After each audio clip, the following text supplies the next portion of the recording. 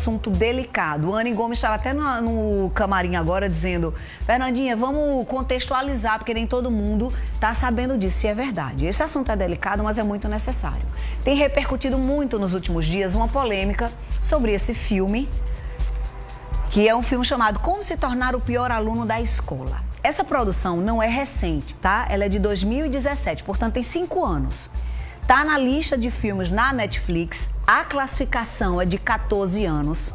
E a gente tá vendo aí o ator, humorista, apresentador, né, cineasta também, Fábio Porchat, tá?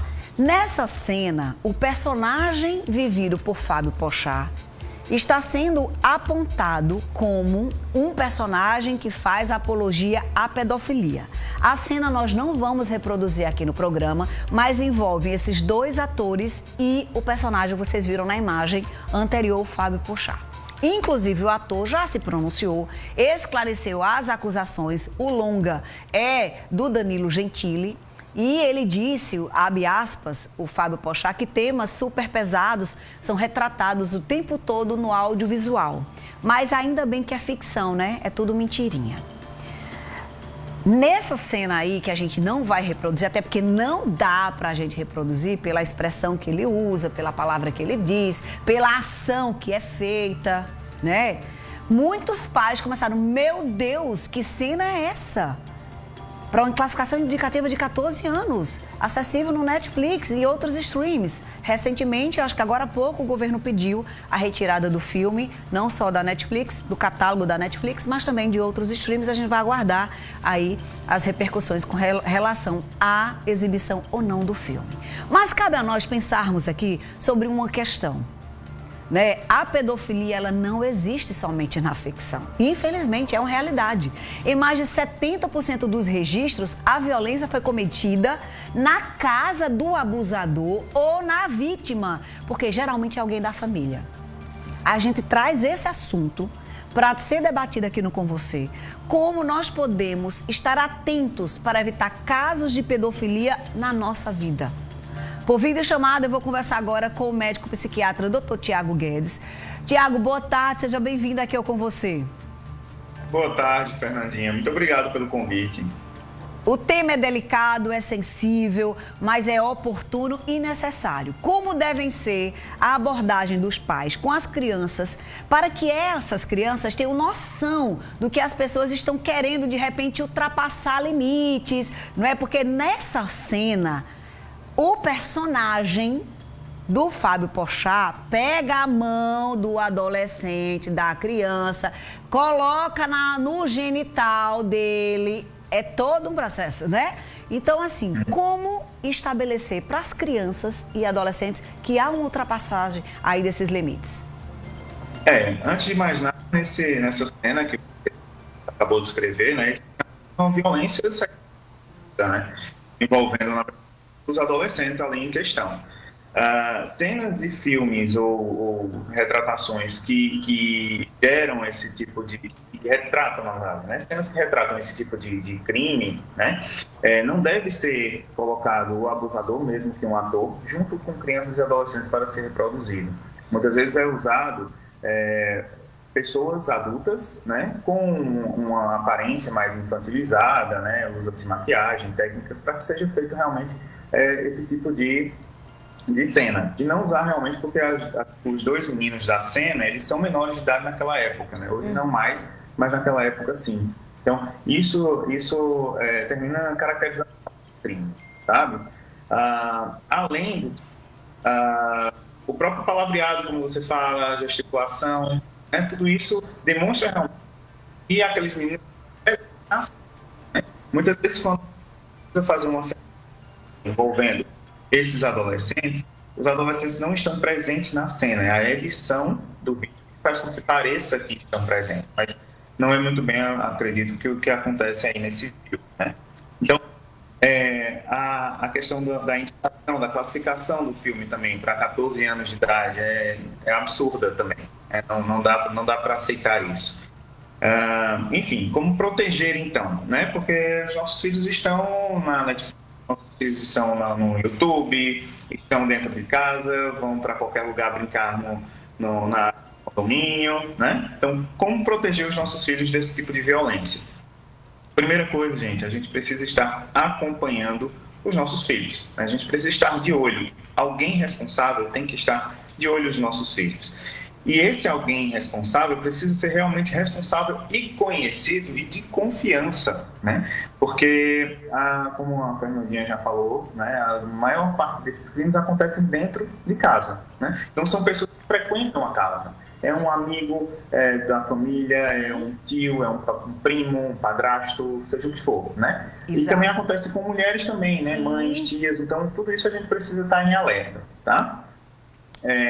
Perceber se a criança começa a mudar um pouquinho de comportamento, se fica um pouco mais retraída ou mais assustada, né? A quantidade de pessoas que chegam no consultório aqui na psiquiatria e provavelmente também na psicologia já que sofreram esse tipo de violência, né, e que não conseguiram ou não falou para ninguém, e muitas vezes o primeiro local em que ela consegue falar é dentro do consultório, né, porque se sente um pouco talvez mais protegida, né, em relação a tudo isso, porque sempre acontece de ter uma ameaça, né, caso você me denuncie, olha, não fala isso para a mamãe nem para o papai, né? Então, porque aí pode fazer mal, mamãe e papai vai brigar com você. Então, sempre tem uma violência também psicológica além da sexual envolvida, né? Ô, doutor então, a criança Tiago, tem um refém. Pode falar, Fernanda. A partir de que idade a gente começa a tratar das temáticas? Não pode pegar nessa parte. Até a partir de que idade a gente começa a orientar como proteger as partes íntimas dessas crianças? Fernandinha, na verdade, desde o primeiro banho do bebê deve ser orientado, né? A conversa com o bebê durante o próprio banho, na hora que a gente está fazendo ali na banheirinha mesmo, né? A mamãe vai tocar no pezinho, aqui é o pezinho do bebê, né? Aqui é o bumbum do bebê, aqui é a genitália, seja qual for, do bebê. E não precisa falar com uma forma de medo ou de receio, o nome da determinada genitália que seja, né? Falar com naturalidade sobre as partes do corpo da criança. E aos pouquinhos, ela vai começando a entender, né, que algumas partes vão ficando cobertas com roupa e outras não, né? Então, essas partezinhas que são cobertas com roupa, também a gente já pode ir ensinando que, olha, a gente veste a roupinha porque essa área aqui não pode ficar exposta, né? Ninguém pode tocar aqui, né? Essas partes que você fica cobrindo é porque as pessoas não podem tocar, né? E se alguém for tocar, você tem que avisar para a mamãe e para o papai, né? Então vai orientando isso desde criancinha mesmo, tá? Ele vai começando a ter uma consciência corporal, né? Uma consciência do próprio corpo dele ali, entendendo quais são as áreas que são proibidas. Você falou aí em algum momento sobre que as crianças estão no YouTube, os adolescentes estão no Netflix, e é uma realidade, não tem como a gente fugir disso, é atenção mesmo. E a questão do cuidado das postagens em internet, porque a gente tem hoje em dia muito acesso a muitas coisas, há temas que muitas vezes os pais fogem de tocar com o filho adolescente, por exemplo, ou na pré-adolescência, né, a partir ali dos 11 anos, 10 anos, muito assunto que pai e mãe não gostam de conversar, acha que ainda é criança, mas a pessoa já está criança, já está lá, o pré-adolescente já está lá na internet sabendo de tudo. Então é importante ter cuidado com que esse acesso na internet e não tornar determinados assuntos tabu, né, doutor Tiago? Exato. É por isso que é tão importante essa conversa. A mudança do corpo, né, quando chega na época da adolescência, antes de já ir falando, sim, não, por exemplo, que a criança toque nas partes íntimas. Feio, dizer que isso é feio não ajuda muito, né? Olha, não dá para ficar mexendo nas partes íntimas aqui na sala, na frente de todo mundo, isso é íntimo, isso é seu. Lembra da partezinha que não dá para ficar tocando na frente de todo mundo ou que ninguém pode pegar, né? Então, vai explicando a ela, não amedrontando a criança nessa descoberta da sexualidade, né? Na descoberta da genitália. Sempre também é algo que é um ponto chave, né, que é a educação sexual. Sempre tenta tocar nesse assunto e as pessoas acham que as pessoas vão estar ensinando as crianças a fazerem sexo. E não é isso, né? A educação sexual vai fazer com que a criança ela tenha consciência do teu corpo, do próprio corpo, entender, né, até que ponto aquilo pode ser ou não violento para ela, né? Sim. E então, com isso, ela vai começar a conseguir falar sobre, olha, alguém me tocou num lugar que não era para tocar, né? Porque muitas vezes a criança passa por esse tipo de violência, ela não percebe, ela não sabe que é uma violência. Verdade. Né? Está sendo violentada. Então, saber que aquela área é uma área proibida, né? A gente vai conseguir evitar gravidez de adolescência, conseguindo orientar melhor os nossos adolescentes também. Então, tem diversos tipos de consequências, né?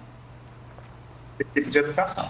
Muito bom o nosso papo. Doutor Tiago está nas redes sociais, no Instagram, @Tiago_psiquiatra, tá? Tá aqui na telinha para você seguir. Doutor Tiago, obrigada por ter organizado esse tempinho aí na agenda para nos atender e abordar essa temática que é tão importante, viu? Um beijo para você e bom retorno ao trabalho. Obrigado, Fernanda. Até a próxima.